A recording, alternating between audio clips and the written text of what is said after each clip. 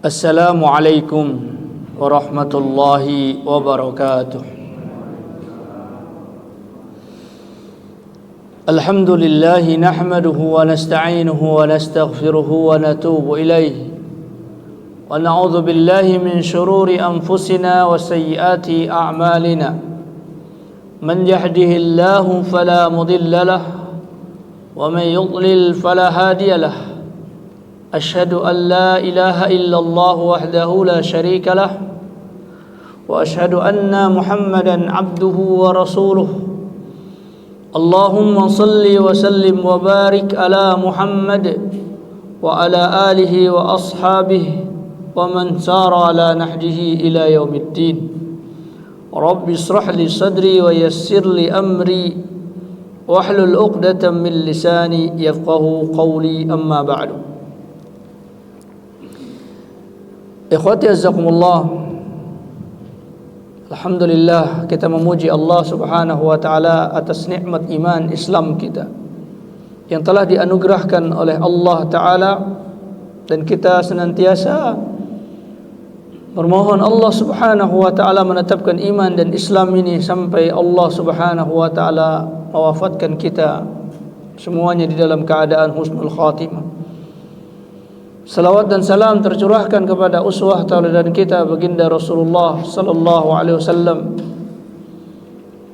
Semoga Allah Subhanahu wa taala meliputi beliau dengan salawatnya dan salamnya kepada keluarga beliau, para sahabat beliau, dan kita-kita yang mengikuti setiap sunnah Rasulullah sallallahu alaihi wasallam. Ikhwati azakumullah, sebagaimana telah kita sebutkan tentang keadaan Rasulullah sallallahu alaihi wasallam, bahwa beliau adalah utusan Allah tabaraka wa taala yang terakhir dari semua nabi, dari semua rasul, dan beliau adalah pelanjut dari risalah yang dibawa oleh manusia yang pertama, yaitu Adam alaihissalam, tanpa ada perubahan sedikit pun di dalam masalah keimanan kepada Allah tabaraka wa ta'ala. Huwal awwalu wal akhiru, dialah Allah ta'ala yang awal, dialah Allah ta'ala yang akhir. Maka tidak ada yang disembah oleh manusia selain Allah tabaraka wa ta'ala, kecuali sesembahan itu baru ada ketika mereka menyembahnya. Sebelumnya manusia tidak mengenal sesembahan tersebut. Apapun itu yang disembah oleh manusia, maka itu belum pernah disembah oleh orang sebelumnya. Ya seperti orang-orang menyembah tokoh-tokoh di antara manusia yang dijadikan oleh mereka sebagai sesembahan. Orang menyembah Al-Masih, Yesus umpamanya, sebelumnya belum ada. Orang dahulu menyembah Namrud, maka sebelum Namrud orang tidak mengenal Namrud. Fir'aun juga demikian. Karenanya Nabi Musa alaihissalam mengatakan bahwa ilah yang kita sembah adalah ilahu abaina, ilahnya nenek moyang kita sebelumnya. Kita belum lahir, orang tua kita dahulu telah menyembah Allah. Nabi Adam alaihissalam ketika manusia pertama menyembah Allah. Karenanya ikhwati azakumullah, tidak ada di dalam kehidupan manusia kecuali Allah telah tetapkan orang-orang yang menyembah tersebut, yang menjadi hamba tersebut, tidak terputus, terus menerus. Setiap manusia ada di permukaan bumi ini, maka ada orang-orang yang menyembah Allah tabaraka wa ta'ala tersebut. Tidak kosong bumi ini dari orang-orang yang menyembah kepada Allah dengan ikhlas. Adapun yang disebut dengan fatrah, itu adalah sebahagian orang yang tertutupi dari dakwah, tidak ada yang mendakwahi mereka. belum sampai kepada mereka syariat Allah Subhanahu wa taala. Tapi fitrah hati mereka ada. Ya, fitrah hati mereka ada bahwa di alam semesta ini ada kekuatan yang maha besar yang itu tidak mereka kenal karena belum ada yang menyampaikannya, sehingga mereka membuat-buat dan mengarang-arang, menghayalkan zat yang maha besar tersebut. Sampai kemudian datanglah para anbiya, para rasul menjelaskan tentang Allah tabaraka wa taala, memperkenalkan kepada manusia tentang Allah tabaraka wa taala. Maka di pembahasan hari ini kita membahas satu bahasan tentang ad-din al-haq fil jahiliyah. Adanya agama yang benar, yaitu agama tauhid pada masa jahiliyah, sebelum diutusnya Rasulullah sallallahu alaihi wasallam. Jadi sebelum Rasulullah sallallahu alaihi wasallam diutus, itu ada orang-orang yang bertauhid, yang mereka mendapatkan ilmu tentang tauhid ini dari peninggalan para nabi dan rasul. Di tengah banyaknya manusia yang berubah, menyembah berhala, melakukan kemusyrikan, itu tetap ada manusia-manusia yang tetap menyembah kepada Allah. Begitu pula ikhwati azakumullah ba'da Rasulullah sallallahu alaihi wasallam, setelah Rasulullah wafat, banyak orang yang menyimpang dari ketauhidan, melakukan kemusyrikan, melakukan aturan-aturan di luar al-Islam. Tapi Rasulullah SAW mengatakan, la tazalu ta'ifatun min ummati zahirina 'alal haq.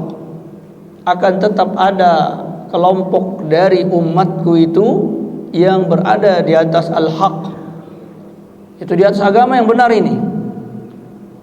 Di tengah banyak penyimpangan-penyimpangan yang terjadi, tetap ada satu dari kelompok-kelompok tersebut yang menyembah kepada Allah Subhanahu wa taala. Maka ikhwati azakumullah, sangat merugi kalau orang tidak mengetahui satu kelompok tersebut.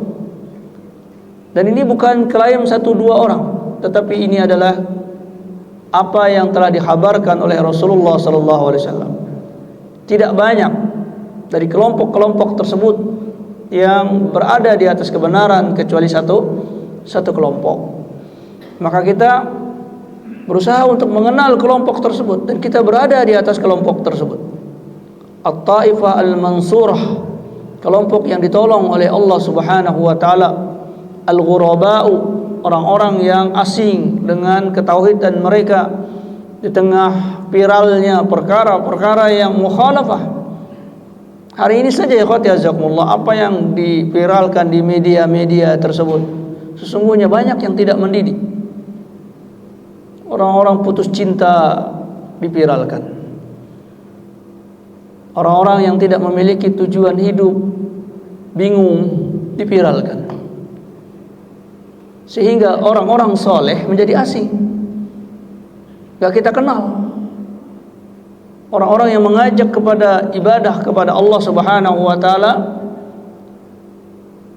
diberikan label-label kemungkaran, diberikan label-label sebagai orang yang jumud, ya, orang yang tidak bisa bergaul dan lain-lain sebagainya. Padahal mereka ikhwati azakumullah adalah orang-orang yang berada di atas kebenaran. Nah, di zaman Nabi ikhwati azakumullah, sebelum Rasulullah sallallahu alaihi wasallam diangkat menjadi rasul, ada orang-orang yang bertauhid. Ya, sehingga Allah itu dikenal oleh masyarakat jahiliyah dalam pengenalan yang terbatas. Sehingga mereka mengenal nama Allah, mereka sebut nama-nama mereka dengan Abdullah.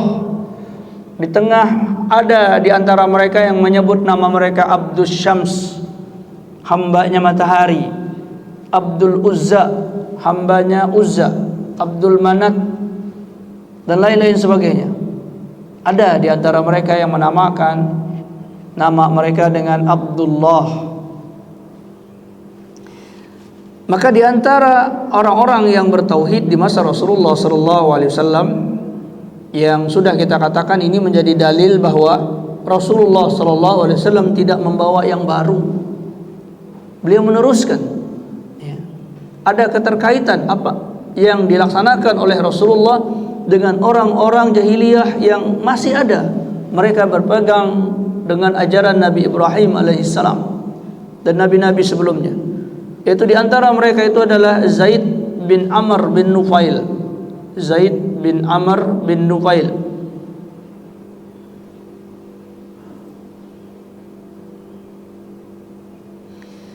Yang kemudian dia terpengaruh ya dengan agama Yahudi. Awalnya dia mengenal agama yang mulia, tapi kemudian dia menyimpang. Ya, disebutkan dalam hadis Ibnu Umar radhiyallahu anhu, dikatakan anna Zaid bin Amr bin Nufail kharaja ila Syam. Adalah Zaid bin Amr bin Nufail keluar ke negeri Syam. Dia safar ke negeri Syam, yas'alu 'anid din wa yattabi'uhu. Dia bertanya-tanya tentang agama di negeri Syam. Dan di negeri Syam sebagaimana kita ketahui banyak agama yang dimunculkan oleh manusia-manusia pada saat itu. Falaqiya 'aliman minal yahudi. Maka dia berjumpa dengan seorang alim, artinya orang terdidik, seorang yang mengerti, minal yahudi, dari seorang Yahudi. Fasa'alahu an dinihim. Kemudian dia bertanya kepada alim tersebut tentang agama mereka. Qala, berkatalah orang Yahudi tersebut, inni la'aliyun an adina dinakum wa akhbirni. Jadi Zaid bertanya kepada pendeta tersebut, sesungguhnya aku sangat ingin mengetahui agama engkau, agama kalian. Fa akhbirni, maka ceritakan tentang agama kalian tersebutnya. Faqala, maka berkatalah alim tersebut, la takunu ala dinina hatta ta'khuda binasibika min ghadabillahi.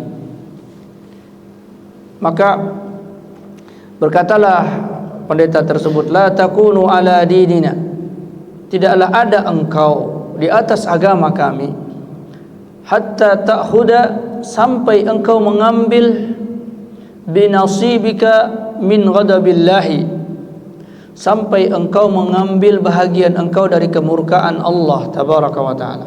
Ada orang Yahudi ketika ditanya tentang agamanya, dia mengatakan, kalau engkau mengikuti agama kami ini, maka engkau akan mengambil salah satu di antara bahagian dari kemurkaan Allah. Beda kalau orang ditanya tentang agamanya, dia membanggakannya. Tapi ini orang Yahudi yang alim, dia mengetahui bahwa agama Yahudi mereka telah menyimpang dari ajaran Nabi Musa alaihissalam, sehingga setiap orang yang mengikuti agama Yahudi tersebut, maka dia akan mengambil bahagian dari kemurkaan Allah. Qala Zaidun, berkata Zaid, ma afirru illa min ghadabillah. Saya ini ingin beragama karena saya ingin lari dari kemurkaan Allah. Bagaimana saya mengikuti agama justru saya mendapatkan kemurkaan Allah? Ma afirru illa min ghadabillah. Saya ini ingin berlari, tidak ada saya ingin menghindar, ingin berlari, kecuali saya ingin berhindar dari kemurkaan Allah tabaraka wa taala. Wala ahmilu min ghadabillahi syai'a, dan saya tidak ingin membawa sesuatu dari kemurkaan Allah. Wa inni la astati'uhu, dan aku tidak akan mampu untuk menghadapi kemurkaan Allah tersebut. Fahal tadulluni ala ghairihi, apakah engkau bisa menunjukkan aku kepada agama selain itu? Ya, kepada selain agama yang masih ada bahagian-bahagian dari kemurkaan Allah tabaraka wa taala tersebut. Qala, berkata pendeta tersebut, ma a'lamuhu illa an yakuna hanafiyan, illa an yakuna hanifan. Aku tidak mengetahui, kata pendeta tersebut, satu agama yang tidak ada bahagian dari kemurkaan Allah itu kecuali itu adalah agama hanifan, agama yang lurus. Qala Zaid, berkata Zaid, wa mal hanif, apa yang kau maksud dengan agama hanif? Qala dinu Ibrahim, agamanya Ibrahim, yaitu agamanya Nabi Ibrahim alaihis salam. Lam yakun yahudiyan wala nasraniyan, dia Ibrahim alaihis salam itu bukan seorang Nasrani, bukan seorang Yahudi. Wala ya'budu, dan tidaklah menyembah Ibrahim itu illallah, kecuali Allah tabaraka wa taala. Maka ini yang kita sebut ikhwati azakumullah, bahwa agama Yahudi, agama Nasrani adalah agama yang dibuat oleh manusia, bukan agama yang dibawa oleh Allah tabaraka wa taala, atau yang difirmankan dan diwahyukan oleh Allah taala kepada para anbiya. Jadi agama manusia sama dari mulai Adam alaihissalam, yaitu al-Islam. Nabi Ibrahim Muslim, Nabi Ishaq dan Yakub Muslim, Nabi Ismail Muslim, Nabi Isa alaihissalam Muslim, Nabi Musa alaihissalam Muslim, Nabi Sulaiman juga Muslim. Kalau kita ingin membuka ayat-ayat Al-Quran, semuanya mengatakan mereka berislam. Nabi Sulaiman mengatakan apa? Innahu min Sulaiman, bismillahirrahmanirrahim, alla ta'lu alayya wa'tuni muslimin. Ini surat dari Sulaiman alaihissalam kepada Ratu Balqis. Allah ta'lu alayya wa'tuni muslim, hendaklah engkau tunduk kepadaku dan jadilah engkau datang sebagai seorang muslim. Semuanya mengaku muslim. Lalu mereka membuat agama sendiri, mereka rubah dari aturan-aturan tersebut. Karenanya firman Allah Ta'ala di dalam surah Al-Baqarah, innal ladzina amanu wal ladzina hadu wan nasara was sabiina man amana billahi wal yaumil akhir. Maka dalam surah Al-Baqarah itu bukan menyebutkan nama agama, ya. Banyak orang-orang mengatakan innal ladzina amanu, sesungguhnya orang-orang yang beriman. Siapa orang-orang beriman di sini? Yaitu umatnya Rasulullah sallallahu alaihi wasallam. Wal ladzina hadu, dan orang-orang yang hadu, yaitu Yahudi. Wan nasara, dan orang-orang Nasrani. Was sabiina, dan orang-orang Sabi'ah. Man amana billahi wal yaumil akhir, barang siapa di antara mereka beriman kepada Allah dan hari akhir, fala khaufun alaihim wala hum yahzanun. Maka mereka mengatakan berarti agama itu ada Islam, ada Yahudi, ada Nasrani, ada Sabi'ah. Ini keliru ikhwati jazakumullah, keliru di dalam memahami ayat. Ayat itu tidak berbicara tentang nama agama, ya, tidak berbicara tentang nama agama, tetapi menyebutkan tentang sifat yang melekat di kaum tersebut. Tapi agama mereka sama, yaitu apa? Man amana billah wal yaumil akhir, beriman kepada Allah dan beriman kepada hari akhir. Maknanya adalah innal ladzina amanu, sesungguhnya orang-orang yang beriman, yaitu yang beriman adalah umatnya Rasulullah sallallahu alaihi wasallam. Wal ladzina hadu, orang-orang yang hadu, orang-orang yang mengambil petunjuk dari Nabi Musa alaihissalam. Jadi hadu di sini bukan Yahudi, tetapi mereka mengambil agama Nabi Musa alaihissalam, meninggalkan agama Fir'aun, mengambil hidayahnya Nabi Musa alaihissalam. Wan Nasara di sini maknanya bukan agama Nasrani. Nasara di sini maknanya alladzina yansuruna din Isa, itu orang-orang yang menolong agama Nabi Isa. Ya, ketika Nabi Isa alaihissalam mengatakan man ansari ilallah, siapa yang mau menolong agama Allah ini? Qala al-hawariyuna nahnu ansarullah, berkatalah orang-orang Hawari, ya, murid-murid Nabi Isa alaihissalam, nahnu ansarullah, kamilah yang akan menolong agama Allah. Maka mereka dikenal dengan Nasara, orang-orang yang menolong agama Nabi Isa alaihissalam, berada di atas tauhid. Wan Nasara, orang-orang Nasrani, bukan orang agama Nasrani, tapi orang-orang yang menolong Nabi Isa alaihissalam, maka mereka dikenal dengan istilah tersebut. Was-sabiin, as-sabiin itu diambil dari kata-kata as-sabiah, as-saba. As-saba artinya al-murtad, orang yang keluar dari agama mereka. As-sabiah. Ya, sebagaimana orang-orang menyebut Rasulullah sallallahu alaihi wasallam di awal dakwah beliau bahwa Rasulullah SAW mengajarkan agama as-sabiah, yaitu agama yang keluar dari agama nenek moyang, murtad dari agama nenek moyang. Mereka sebut sabiah. Tapi yang dimaksud sabiah di sini adalah orang-orang yang beriman kepada Nabi Nuh alaihissalam, meninggalkan agama nenek moyang mereka yang sesat. Jadi, ikhwati azakumullah, setelah anak-anak Nabi Adam alaihissalam meninggal, berubahlah manusia menjadi menyembah selain Allah. Dan masyhur, terkenal di mereka. Mereka tidak lagi mengenal ajaran Nabi Adam alaihissalam. Semua masyarakat pada saat itu menyembah selain Allah Subhanahu wa taala. Mereka jadikan tokoh-tokoh mereka sembah. Ya'uq, Nasr, Yaghuth, mereka sembah. Tidak ada yang menyembah Allah. Maka kemudian Nabi Nuh alaihissalam mengembalikan mereka, bukan itu Tuhan kalian. Kalian telah keliru. Maka pada saat itu, ikhwati azzakumullah, mereka merasa asing dengan dakwahnya Nabi Nuh alaihissalam. Lalu orang-orang yang mengikuti Nabi Nuh itu dianggap murtad, sabiah. Jadi as-sabiin di sini adalah orang-orang yang murtad dari agama jahiliyah menuju kepada agama tauhid. Itu yang dimaksud. Dan mereka terkenal dengan itu. Ya, karena biasanya yang dianggap agama yang diakui itu adalah yang mayoritas. Pada saat itu yang mayoritas adalah kesyirikan. Hanya beberapa orang yang bertauhid kepada Allah, maka mereka disebut apa? Murtad. Padahal sebaliknya, mereka yang bertauhid inilah beragama yang benar, lalu orang-orang yang keluar dari tauhid inilah yang disebut dengan sabiah. Tapi mereka balik, ya. Mereka balik sifat tersebut, ya. Maka ikhwati azakumullah, ketika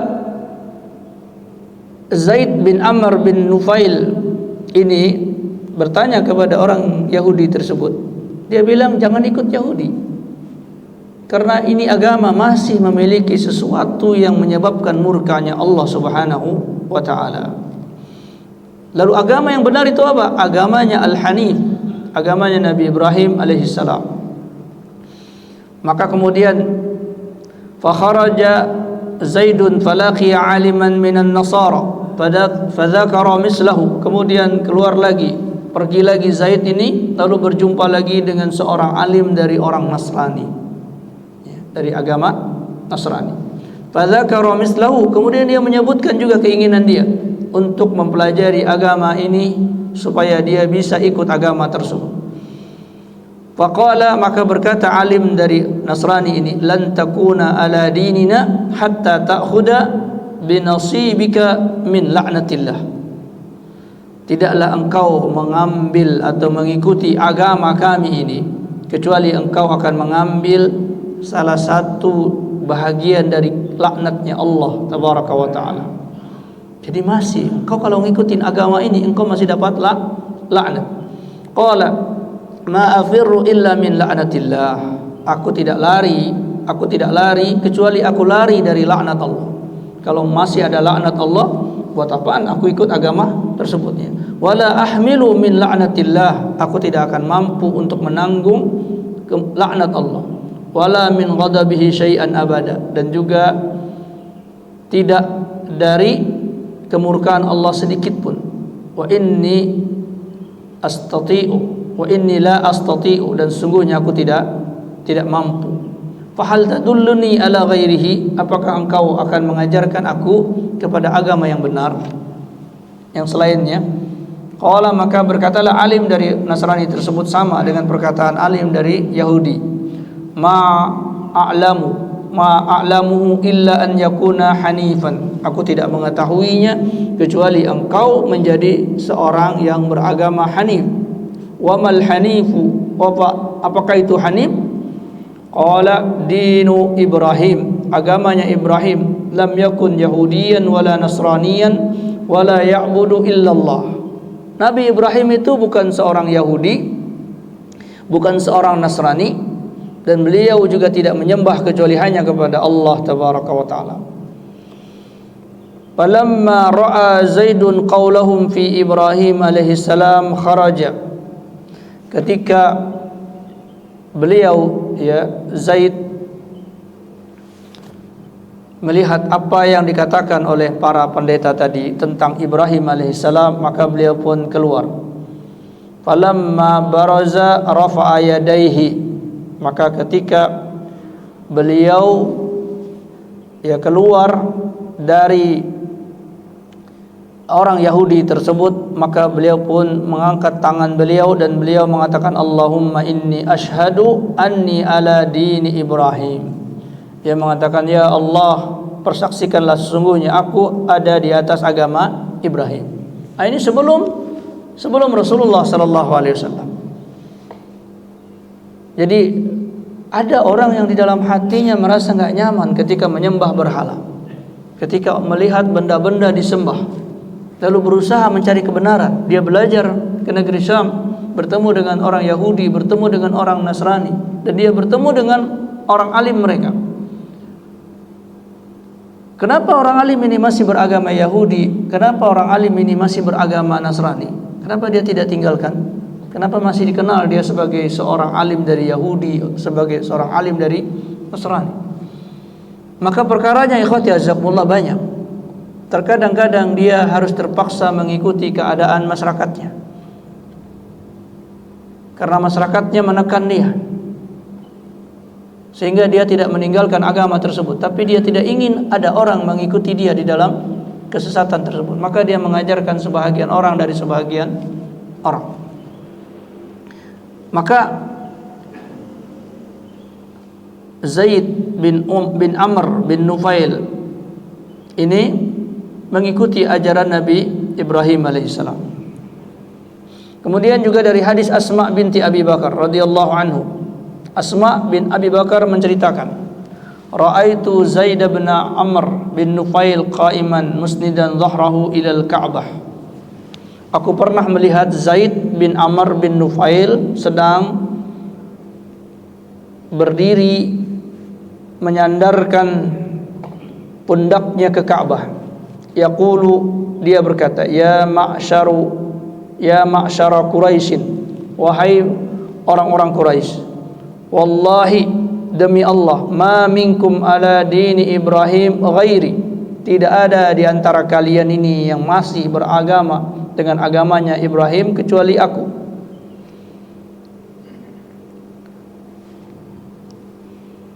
Wa yaqulu lirrajuli idza arada an yaqtula ibnahu, dan tidak ada satupun laki-laki ketika dia ingin membunuh ibnatahu, putrinya, la taqtuluha, jangan kalian membunuh anak-anak perempuan. Ana akhfika, ya, ma'unatiha fayakhudha. Maka Zaid bin Amr ini juga melihat kebiasaan orang-orang jahiliyah membunuh putri-putri mereka. Maka kalau dia melihat ada orang yang ingin membunuh putri-putri tersebut, maka dia mencegahnya. Dia mencegahnya dan mengatakan, saya yang akan memeliharanya, saya yang akan menanggungnya. Maka ini ikhwati azakumullah yang terjadi kepada Zaid bin Amr. Kemudian dari hadis Abdullah bin Umar dikatakan bahwa innan nabiyya sallallahu alaihi wasallam laqiya ibn Amr bin Nufail bi asfali baldahin qabla an yanzila ala nabi sallallahu alaihi wasallam wahyi. Rasulullah pernah bertemu dengan Zaid ini, ya, di sebuah tempat di Baldah ya, sebelum beliau menjadi nabi, sebelum turun wahyu kepada Nabi sallallahu alaihi wasallam. Kemudian faqadimtu ila Nabi sallallahu alaihi wasallam safaratan. Maka aku, kata Abdullah bin Umar, bawakan kepada Nabi sallallahu alaihi wasallam makanan yang disediakan dalam perjalanan. Fa aba an ya'kula minha, maka Rasulullah SAW menolak untuk memakan makanan tersebut. Tsumma qala Zaid. Jadi Rasulullah bertemu dengan Zaid bin Amr bin Nufail dalam sebuah tempat. Lalu Zaid ini membawakan makanan kepada Rasulullah sallallahu alaihi wasallam dan Rasulullah menolaknya. Tsumma qala Zaidun, kemudian berkatalah Zaid, inni lastu aqilun ma tadbahuna ala ansabikum wala akulu illa ma dzukira rasmullahi alaihi. Kata Zaid, ini makanan ya Muhammad. Rasulullah belum menjadi nabi pada saat itu. Aku tidak memakan makanan yang disembelih untuk berhala-berhala. Jadi ini makanan bukan disembelih untuk berhala. Wala akulu illa ma dzukira rasmullahi alaihi, maka aku tidak memakan kecuali hewan yang disebutkan nama Allah. Dan ini menjadi syariat Rasulullah. Jadi kalau sembelihan itu disembelih oleh orang-orang musyrik, maka tidak boleh kita memakannya. Semisal orang-orang di luar Islam menyembelih hewan, maka tidak boleh kita makan sembelihan itu, walaupun itu adalah binatang yang halal. Tidak boleh kita makan karena dia disembelih oleh orang-orang yang tidak beriman kepada Allah. Maka Zaid mengatakan, kenapa engkau tidak memakannya? Dan biasanya Rasulullah tidak memakan makanan daging yang disembelih oleh orang-orang jahiliyah, walaupun beliau tidak tahu hukumnya. Tapi Allah menghujamkan di dalam hati Rasulullah untuk tidak memakan makanan yang tidak disebutkan nama Allah Subhanahu wa taala. Maka ketika Zaid menawarkan itu kepada Rasulullah, Rasulullah tidak memakannya. Wa inna Zaid bin Amr bin Nufail kana ya'ibu ala Quraisyin dabaihahum. Maka dikenal Zaid bin Amr bin Nufail ini biasa mencela atau tidak menyukai sembelihan-sembelihan orang-orang Quraisy. Wa yaqulu asyatu khalaqaha Allah, kambing ini diciptakan oleh Allah. Anzala laha minas sama'i ma'a, Allah menurunkan bagi kambing ini air dari langit. Wa ambata laha minal ardi, dan telah menumbuhkan bagi kambing ini tumbuhan di bumi. Thumma tatba'unaha ala ghairi ismillah, lalu kalian menyembelih kambing ini tidak di atas nama Allah, padahal Allah yang menciptakannya, Allah yang memberi minum, Allah yang memberi makan kepada binatang-binatang tersebut. Lalu kemudian kalian menyembelihnya tidak atas nama Allah, justru memuliakan sesembahan-sesembahan kalian selain Allah. Maka ini ingkaran lidzalika wa i'zaman lahu. Maka Zaid bin Amr ini mengingkari perkara tersebut dan mengagungkan Allah tabaraka wa taala. Juga tentang kisahnya Salman Al-Farisi. Salman Al-Farisi diceritakan orang Faris, orang Persia. Dia tadinya mengikuti agama ayahnya, menyembah berhala. Lalu satu saat dia keluar dari rumah dan dia menyaksikan orang-orang yang beragama dengan satu agama yang berbeda dengan agama ayahnya. Lalu dia terpukau dengan agama tersebutnya, padahal ayahnya sudah memingit dia tidak boleh keluar karena ayahnya tidak ingin anaknya ini berbeda dengan ayahnya tentang agama tersebut. Dan agama ayahnya agama Persia, para penyembah api.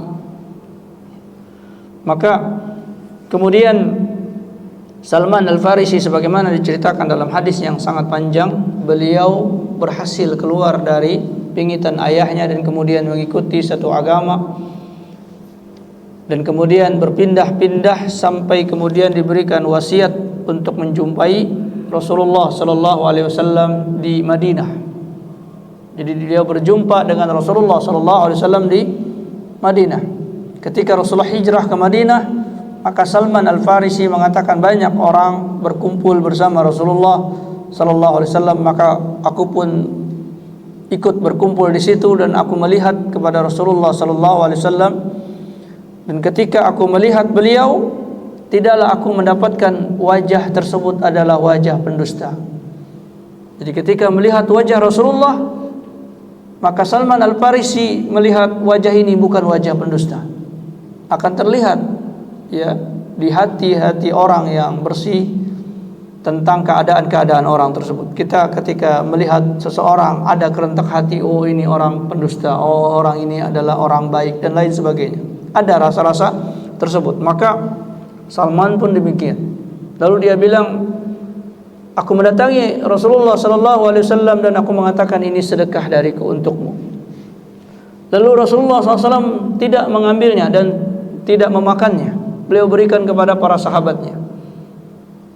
Maka ini berarti tanda bahwa beliau adalah Nabi, bahwa beliau tidak menerima sedekah. Keesokan harinya, maka Salman pun membawa lagi sesuatu, lalu dia berkata kepada Rasulullah, ya Rasulullah, ini hadiah dariku.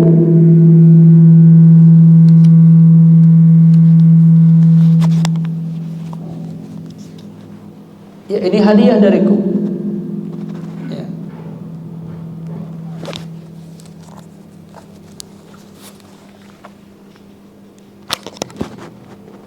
Ketika dikatakan hadiah, ketika dikatakan hadiah, maka Rasulullah memakannya. Ya. Rasulullah memakan hal tersebut. Ya. Dan kemudian Salman Al-Farisi seperti melihat kepada Rasulullah sallallahu alaihi wasallam, dan Rasulullah tahu apa yang dimaksud oleh Salman Al-Farisi. Lalu beliau membuka pundak beliau, dan Salman Al-Farisi melihat tanda kenabian. Ya, tanda kenabian di pundak Rasulullah sallallahu alaihi wasallam, dan kemudian Salman Al-Farisi beriman kepada Rasulullah sallallahu alaihi wasallam.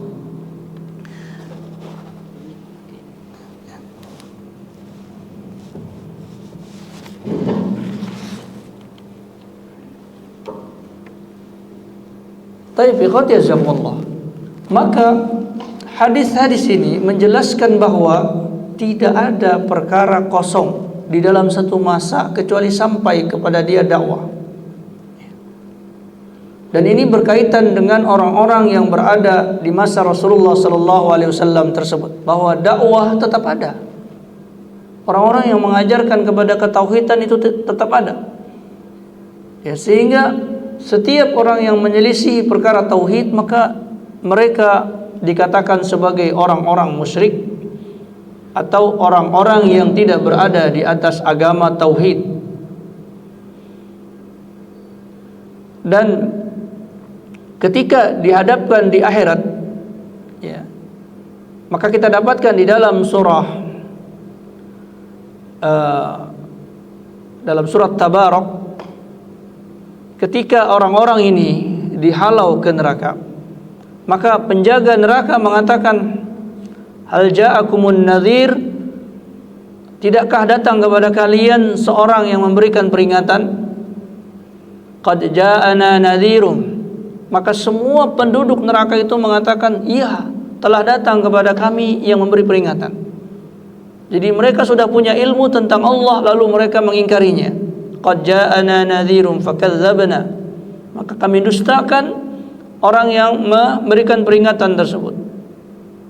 Jadi berarti tidak ada orang yang masuk ke dalam neraka jahanam kecuali mereka sudah dikenalkan tentang Allah, sudah mendapatkan tauhid, ya. Sehingga telah tegaklah hujah dari Allah tabaraka wa taala kepada mereka bahwa mereka telah mengenal Allah namun mereka mengingkarinya. Karena itu disebutkan dalam hadis Rasulullah sallallahu alaihi wasallam, Rasulullah SAW bermimpi melihat para nabi-nabi sebelumnya. Lalu beliau melihat ada seorang nabi diikuti oleh 3 orang. Ada lagi nabi diikuti oleh 2 orang. Ada lagi nabi jalan sendirian, gak ada pengikutnya. sendirian, jalan Nabi ini nggak ada pengikutnya. Maka ini disebutkan oleh para ulama bahwa Allah Subhanahu wa taala selalu mengutus orang-orang tertentu sebagai utusannya menyampaikan tentang hakikat Allah, tentang agama tauhid. Allah tidak membiarkan satu manusia pun tidak kenal kepada Allah. Ya, sehingga ada satu nabi yang diutus tapi umatnya nggak ada yang mau ikut. Ini bayangkan. Jadi tidaklah kita mengatakan ada orang-orang yang berdakwah kemudian tidak diikuti, kemudian orang itu salah, orang itu tidak benar. Ternyata ada nabi. Dan nabi ini mutlak benar, maksum, tetapi tidak ada yang mengikutinya. Apakah dia tidak bijaksana? Apakah dia tidak lurus di dalam berdakwahnya? Tidak. Tapi atas kehendak Allah, untuk menunjukkan bahwa telah tegak hujah, telah tegak alasan bahwa seluruh manusia itu diberikan peringatan oleh Allah Subhanahu wa taala.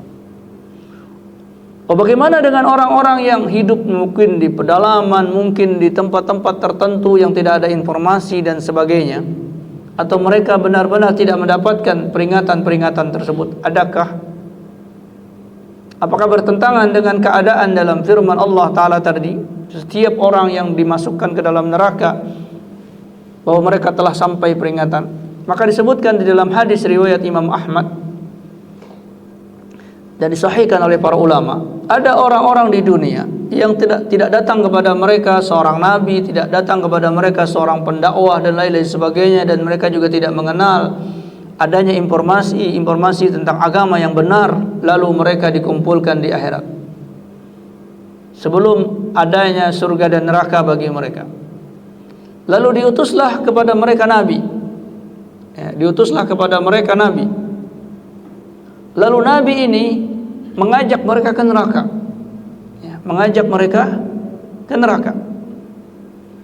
Maka kata Rasulullah SAW, siapa di antara mereka yang mengikuti Nabi itu ke neraka, maka dia masuk surga.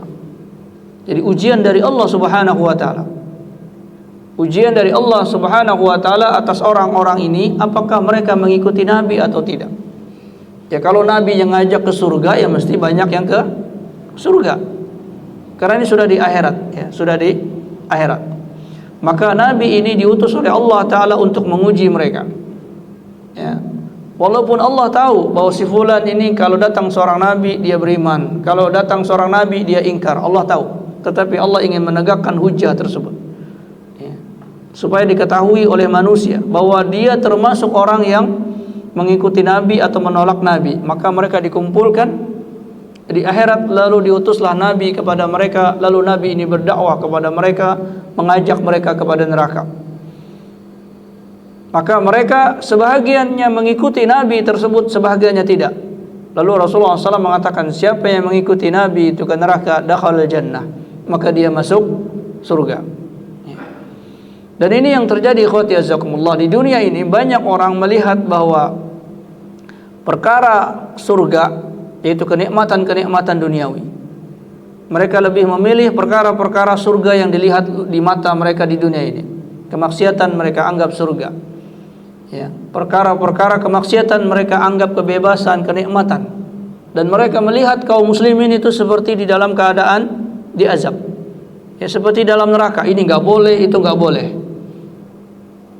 Maka mereka menganggapnya seperti di neraka, ya, sehingga mereka tidak mengikuti aturan-aturan syariat tersebut karena dianggap neraka. Begitulah keadaannya, ikhwati azakumullah. Jadi sama dengan keadaan nanti di akhirat orang-orang yang belum ada dakwah. Maka hadis-hadis ini menunjukkan tentang adanya orang-orang yang beriman kepada Allah Subhanahu wa taala sebelum Rasulullah sallallahu alaihi wasallam, sehingga Rasulullah sallallahu alaihi wasallam tidak membawa agama yang baru, tetapi beliau melanjutkan ketauhidan tersebut. Nah, ikhwati jazakumullah, ini yang bisa kita sampaikan di kesempatan kali ini tentang sejarah orang-orang, dan masih banyak sebenarnya, bukan hanya Zaid, ya, bin Amr, ya. Ada Qus, ada yang menyebutnya Qus bin Zaid, ada juga nama-nama lain dari orang-orang yang beriman seperti Waraqah bin Naufal dan lain-lain, ya. Sehingga di dalam satu hadis Rasulullah SAW mengatakan, aku melihat Zaid bin Amr di surga, ya. Padahal dia belum belum mendapatkan dakwah Rasulullah sallallahu alaihi wasallam, tapi dia mendapatkan dakwah dari nabi-nabi sebelumnya, ya, dari peninggalan-peninggalan dari agama Ibrahim alaihissalam. Maka ini benarnya Rasulullah sallallahu alaihi wasallam karena beliau tidak berbeda dengan nabi-nabi sebelumnya dari ajaran-ajaran ketauhidan kepada Allah Subhanahu wa taala. Nah, sampai di sini kalau ada yang ditanyakan falyatafadhal. Ya, barakallahu fiik. Sesembelihan yang disembelih oleh non muslim, baik orang Kristen, orang Hindu, Buddha, Nasrani, lain daripada agama-agama tersebut, maka apabila mereka menyembelihnya dan menyebut nama Tuhan mereka atau dengan kegiatan agama mereka, tujuannya adalah untuk kegiatan agama mereka, maka itu tidak halal bagi seorang muslim untuk memakannya. Tidak halal bagi seorang muslim untuk memakannya. Namun apabila ahlul kitab di sini adalah keumuman, bukan sisi kebenaran. Keumuman mereka disebut dengan demikian, yaitu Yahudi dan Nasrani. Mereka menyembelih hewan, namun mereka tidak menyebut nama Tuhan mereka. Dia sembelih saja. Ketika ditanya buat apa ini? Buat saya makan. Dia nyembelih tidak menyebut nama Tuhan mereka, maka sembelihan mereka halal, boleh dimakan. Tapi kalau sudah mereka menyebut misalnya dengan nama Bapa di surga, disembelih, maka ini tidak halal bagi seorang muslim. Tapi kalau dia tidak ngomong apa-apa, dia sembelih saja, maka ini halal. Tetapi kalau bukan agama ahlul kitab, ya seperti agama Buddha, Hindu dan lain sebagainya dari agama-agama yang ada di bumi, lalu mereka menyembelih dan tidak menyebut nama Tuhan mereka, itu pun tetap tidak halal bagi seorang muslim. Karena yang dikecualikan hanyalah sembelihan orang ahlul kitab. Begitu pula ikhwati azzakumullah, orang muslim yang menyembelih dengan menyebut selain Allah dan tujuan selain Allah. Walaupun dia menyebut nama Allah tapi tujuannya selain Allah, maka tidak halal bagi seorang muslim lainnya untuk memakannya. Dia muslim, dia sembelih. Kenapa disembelih ini, Pak? Di sini kalau nggak disembelih, jembatan ini rubuh terus, ya. Dan kita khawatir ini juga akan rubuh, lalu kita sembelih, nanti kepalanya ditanam di tempat tersebut. Maka daging yang selain itu haram untuk dimakan, tidak dibolehkan untuk dimakan, karena tujuannya adalah untuk sesaji, ya, untuk sesaji. Begitu pula orang yang melakukan sedekah lautan, ketika ditanya apa fungsinya ini, dia bilang ini lautan kalau nggak ada begini akan ada gelombang besar, ada amukannya dan sebagainya. Maka supaya dia tidak memakan kurban, kita sembelihkan. Atau orang yang takut akan terjadinya gunung meletus dan sebagainya, lalu dia datang ke gunung tersebut, lalu dia sembelihkan, dia lempar ke gunung tersebut sebahagiannya, maka sebahagian daging yang lain tidak boleh dimakan, walaupun dia menyebut nama Allah, ya. Karena hakikatnya yang dia lakukan adalah sesaji, ya. Maka ini ikhwati azzakumullah, tidaklah kita makan. Dia termasuk hewan-hewan yang disembelih dengan tujuan yang tidak jelas, ya, dengan tujuan yang diiktikadkan, tapi iktikad ini tidak ada di dalam Islam. Ya, seperti orang yang datang ke dukun lalu diminta untuk membawakan hewan kambing dan sebagainya. Ketika ditanya buat apa hewan kambing ini, untuk mentransferkan penyakit. Nanti penyakit jantungnya pindah ke kambing, penyakit ininya pindah ke kambing. Lalu kambing itu disembelih, maka kambing ini pun tidak halal untuk dimakan, ya, karena tidak ada aturan begini di dalam syariat dan juga alasan yang tidak tepat. Maka kita menduga adanya perkara rekayasa dari orang tersebut. bahwa sesungguhnya kambing ini bukan untuk transfer dari penyakit dia, tetapi adalah sesembahan dia kepada mungkin makhluk-makhluk yang diminta pertolongannya. Ya, maka iblis itu sering menipu daya manusia, ya, sehingga itu terlihat halal, tetapi sesungguhnya telah menjatuhkan mereka dalam kemusyrikan. Maka dahulu ada seorang ustadz bercerita, dia memiliki ayah. Ayahnya itu dikatakan bisa sholat di Masjidil Haram, orang Indonesia. Dia bisa sholat di Masjidil Haram, sholat di Masjid Nabawi, bisa terbang. Lalu anak ini disekolahkan ke Mesir. Lalu dia belajar agama di Mesir sana, pulang ke Indonesia. Ibunya bercerita, atau orang-orang bercerita, ayahmu dulu seorang kiai hebat, pernah sholat di Masjidil Haram. Pokoknya beliau kalau mau sholat dimanapun saja bisa. Dan ibunya membenarkan. Lalu dia bertanya, bagaimana itu? Ternyata ayahnya memiliki sebuah kamar khusus. Lalu dia memasuki kamar tersebut, dan di situ dia mendapatkan amalan-amalan bagaimana bisa sholat di Masjidil Haram. Lalu dia mengamalkan amalan tersebut, dan betul datanglah sesosok jin kepada dia yang mengatakan, mau kemana kamu? Saya bawa. Lalu dibawalah orang tersebut. Dia mengatakan, saya ingin ke Mekah. Lalu dibawalah ke Mekah, dan dia pun sholat di Mekah. Lalu saya ingin ke Masjid Nabawi, dibawa pun ke Masjid Nabawi, dia pun sholat di Masjid Nabawi dengan sepuasnya. Dia ingin ke negeri ini, negeri itu, dia bisa menggunakan jin tersebut. Setelah puas, dia mengatakan, saya ingin pulang ke rumah, saya ingin balik lagi. Lalu kemudian jin ini membawanya, tapi tidak ke rumahnya, dibawa ke tempat yang sangat gelap di sebuah hutan yang tidak dia kenal. Dia bilang, saya ingin pulang, kenapa engkau bawa ke sini? Engkau tidak akan bisa pulang sampai engkau menyembah kepadaku atau melakukan apa yang saya inginkan, kata jin tersebut. Maka karena terpaksa, dia pun mengatakan, baik, apa yang kau inginkan? Engkau sujudlah kepadaku. Engkau mengatakan, melakukan inilah itulah yang menyimpang dari aturan Allah. Lalu karena dia ingin pulang balik ke kampungnya, dia lakukan itu. Lalu dia mengatakan, inilah yang dahulu dilakukan oleh orang-orang tua kalian.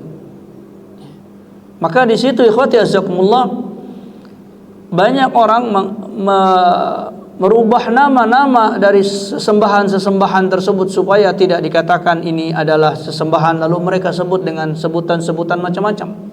Sedekah laut lah, sedekah inilah, ya. Ini sebagai transfer penyakit lah, dan lain-lain sebagainya. Mereka sebut dengan nama yang tidak sebenarnya, tetapi pada hakikatnya adalah nasabun. Ini adalah tumbal atau sedekah atau sesaji yang diberikan kepada selain Allah Subhanahu wa taala, maka ini tidak halal dimakan, walaupun itu hewan yang halal untuk dimakan. Jadi demikian, ya, wallahu a'lam. Ya, barakallahu fiik. Iya, jadi sesungguhnya rahmat Allah itu lebih luas dari murkanya Allah, sehingga penduduk surga itu lebih banyak daripada penduduk neraka. Justru sebaliknya, penduduk surga itu lebih banyak daripada penduduk neraka. Dan umatnya Rasulullah SAW itu lebih banyak daripada umat yang lain. Jadi kalau tahun ini saja, sebagaimana tadi angka yang disebutkan sebelumnya, sebelum kita lahir ada angka-angka, dan mungkin triliunan umat manusia, umat Islam, dari mulai dari Rasulullah SAW sampai kepada kita, dan itu mayoritas. Jadi karenanya para ulama menyebut Islam itu sawadul a'zam. Sawadul a'zam itu artinya jumlah yang sangat besar. Karena manusia kalau berkumpul yang kelihatan hitam rambut, jadi sawad, hitam yang besar. Karena di dalam hadis Rasulullah SAW, Rasulullah tadi dilihatkan para umat, lalu beliau melihat banyak sekali manusia berkumpul, lalu dikatakan ini adalah umatnya Musa, umatnya Nabi Musa alaihissalam. Jadi banyak umatnya Nabi Musa alal haq, banyak. Lalu datang lagi umat yang lebih banyak daripada umatnya Nabi Musa, atas bawah kiri kanan penuh manusia datang. Lalu Jibril mengatakan, hadhihi ummatuk, ini adalah umat engkau ya Rasulullah sallallahu alaihi wasallam. Sab'una alfan dakhala jannah bighairi hisab. Ada di antara mereka 70.000 yang masuk surga tanpa dihisab. Ini menunjukkan bahwa kebenaran, pengikut kebenaran itu banyak. Ya. Jadi yang mengikuti kemaksiatan itu sedikit. Ini rahmat Allah Subhanahu wa taala. Cuman yang sedikit ini ikhwati azakumullah mengalahkan yang banyak di dalam tampilan-tampilan mereka, ya, di dalam yang dikhabarkan, ya. Karena itu ikhwati azakumullah, ini membuka peluang rahmat Allah yang begitu banyak tersebut. Karenanya kita tidak perlu pesimis, ya, bahwa penduduk surga itu lebih banyak daripada penduduk neraka. Ini rahmat Allah lebih luas daripada murka Allah, sehingga banyak Allah mengampunkan dari hamba-hambanya tersebut, ya. Kemudian apa yang kita dapat informasi tentang agama samawi, maka wallahu alam berdasarkan hadis-hadis dan riwayat-riwayat yang disebutkan tadi, maka tidak ada agama samawi itu kecuali hanya satu, yaitu al-Islam, agama yang turun dari langit, yang dari Allah tabaraka wa ta'ala, yang Allah wahyukan kepada para anbiya itu satu, yaitu agama al-Islam. Dan agama-agama selain Islam adalah agama wad'i, agama yang dibentuk, yang dibuat, walaupun sumber-sumbernya, inspirasinya dari sebahagian wahyu, ya. Sehingga kalaupun agama Yahudi, Nasrani dianggap sebagai agama samawi, maka sumber inspirasinya, tetapi perubahan di agama tersebut menyebabkan ini keluar dari agama samawi. Maka Allah katakan, maka na Ibrahimu Yahudiyan wala Nasraniya walakin kana hanifa muslima wa ma kana minal musyrikin. Tidaklah ada Ibrahim itu seorang Yahudi, tidak juga Nasrani, tetapi beliau adalah seorang muslim dan tidak pernah mempersekutukan Allah Subhanahu wa taala. Sehingga diceritakan Nabi Ibrahim pun ketika mendatangi orang-orang yang menyembah berhala, menyembah matahari, beliau duduk di situ. Bukan berarti beliau menyembah matahari, beliau duduk di situ. Diceritakan beliau duduk di depan orang-orang yang menyembah berhala. Setelah selesai datang waktu malam, lalu beliau bertanya kepada orang-orang yang menyembah matahari tersebut, mana Tuhan kalian? Bukankah kalian juga punya hajat di malam hari? Sementara matahari yang kalian sembah itu tidak ada hari ini, di saat ini, di malam hari. Nah, di situ beliau sadarkan umat itu. Tadinya mereka menyembah matahari, kemudian beliau duduk di situ perhatikan mereka menyembah matahari. Selesai datang waktu malam, mataharinya hilang. Lalu beliau datang kepada kaum tersebut. Beliau menanyakan, bagaimana Tuhan kalian? Sudah nggak ada lagi. Ya, Tuhan itu nggak mungkin hilang. Kemudian malamnya beliau mendapati orang-orang menyembah bulan. Beliau dakwahi, beliau duduk di situ. Jadi bukan berarti beliau menyembah matahari, menyembah bulan, kemudian berkelana mencari Tuhan. Bukan. Ya, beliau hanya mendatangi mereka yang menyembah tersebut. Lalu ketika datang waktu siang, beliau mengatakan, mana Tuhan kalian yang kalian sembah bulan tersebut? Tidak ada di waktu siang. Inilah uhibbul afilin. Sesungguhnya aku tidak menyukai sesuatu yang lenyap, hilang. Dibuka pikirannya oleh Nabi Ibrahim. Jadi Nabi Ibrahim tidak pernah berkelana mencari Tuhan. Nabi Ibrahim sejak awal, sejak lahir telah diberikan fitrah kenabian, dan tidak ada satu nabi pun yang terkena cacat kemusyrikan sejak kecil. Bahkan Nabi Muhammad SAW sejak kecil lingkungannya musyrik, tapi beliau selamat. Dan ini atas kehendak Allah Subhanahu wa taala. Jadi tidak ada cerita Nabi sedang mencari Tuhan. Maka ikhwati azakumullah, maka agamanya sama, ya, agamanya sama. Jadi semua ayat Al-Qur'an menceritakan tentang keislaman para nabi tersebut, ya. Jadi kalau kita punya aplikasi di HP Al-Qur'an, itu tidak tinggal kita ketik saja Islam, diketik di aplikasi itu, maka muncul ayat-ayat. Dan semuanya berhubungan dengan nabi-nabi dari Nabi Adam sampai Rasulullah SAW. ada kaitan Nabi Daud dengan Islam, ada kaitan Nabi Musa dengan Islam, ada kaitan Nabi Ibrahim dengan Islam, ucapan-ucapan Islam. Ya. Sebagaimana tadi kita sebutkan, maka Ibrahim Yahudi wala Nasrani walakin kana hanifan muslima. Hanifan muslima. Juga Nabi Isa alaihissalam menyebutkan tentang keislaman. Ya. Nabi Daud, Nabi Sulaiman, semuanya menyebutkan tentang keislaman. Jadi tidak ada agama yang kedua, ketiga. Ya, karena Tuhannya satu, agamanya satu.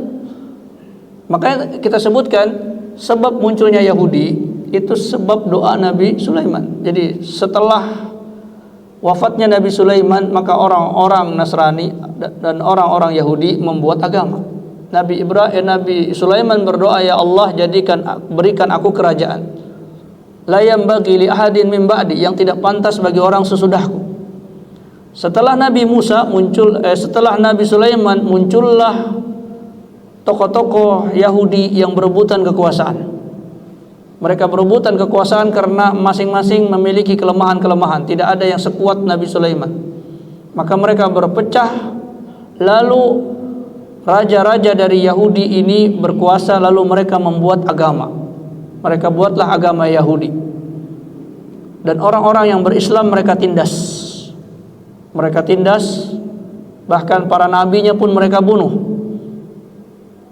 Ya, sehingga mereka mengatakan Yahudi ini adalah agamanya dahulu Nabi Musa, ini agamanya dahulu Nabi Ibrahim. Jadi kita ini agama ini adalah agama yang benar. Itu yang dibawa oleh raja-raja tersebut. Ya. Kemudian ketika datang Nabi Isa, begitu pula Nabi Isa mengajarkan tauhid. Setelah Nabi Isa meninggal, lalu muncullah Paulus. Lalu Paulus merubah agama Nabi Isa alaihissalam dan menyebutnya sebagai agama Nasrani. Kemudian berkembang lagi menjadi agama Kristen dan seterusnya. Maka dikatakan maka Ibrahimu Yahudi wala Nasraniyah. Maka tidak ada kaitan agama Yahudi, agama Nasrani kepada Nabi Ibrahim. Kenapa Nabi Ibrahim? Karena Nabi Ibrahim ini adalah yang mengajarkan tauhid dan merupakan turunan para nabi. Nabi Ibrahim menurunkan Nabi Ishak, Nabi Ismail. Nabi Ishak menurunkan Nabi Yakub, Nabi Yakub menurunkan Nabi Yusuf, dan seterusnya menurunkan Nabi Musa, Nabi Harun, Nabi Sulaiman, Daud, sampai kepada Nabi Isa alaihissalam. Nabi Ismail menurunkan Ilyas menurunkan Hud, menurunkan Nabi Muhammad sallallahu alaihi wasallam, dan mereka semuanya berada di atas agamanya Nabi Ibrahim. Dan Nabi Ibrahim, maka Ibrahimu Yahudi wala Nasrani. Nabi Ibrahim itu tidak Yahudi, tidak Nasrani. Walaupun agama-agama tersebut menisbatkan diri mereka kepada Musa, kepada Ibrahim, kepada Ishak, kepada Ibrahim. Lalu Allah katakan Ibrahim tidak Yahudi, tidak Nasrani. Maka jelas bahwa agama samawi itu hanya agama al-Islam. Kalau tadi dikatakan Yahudi dan Nasrani adalah agama samawi, maka yang dimaksud adalah mereka mengambil inspirasi dari sebahagian agama mereka itu dari Taurat, dari Injil. Tapi yang lainnya mereka rubah, ya. Karena inspirasi dari agama itu ada pengalaman dari kehidupan, ada hayalan-hayalan mereka, cerita-cerita mereka, mereka bentuk sebagai agama. Maka Yahudi Nasrani ini mengambil inspirasinya dari aturan-aturan dari kitab-kitab tersebut. Karenanya Rasulullah SAW menganggap mereka ahlul kitab. Karena inspirasi agama mereka dari Alkitab yang mereka rubah, ya. Karenanya mereka didekati supaya mereka kembali kepada ajaran para nabi, yaitu al-Islam. Karena antara mereka dengan Islam itu hanya benang tipis saja. Karena inspirasinya sama, maka mereka disebut masih ada unsur samawinya. Mungkin ini yang dimaksud oleh para pendahulu kita di dalam mengklasifikasikan agama samawi dan agama ardi tersebutnya. Wallahu a'lam. Nah. Saya rasa cukup apa yang kita bahas di kesempatan kali ini. Mudah-mudahan Allah Subhanahu wa taala memberikan taufik kepada kita, mengistiqomahkan kita di atas al-Islam. Aqulu qawli hadza wa astaghfirullah subhanakallahumma wa bihamdika asyhadu an la ilaha illa anta astaghfiruka wa atubu ilaik. Assalamualaikum warahmatullahi wabarakatuh.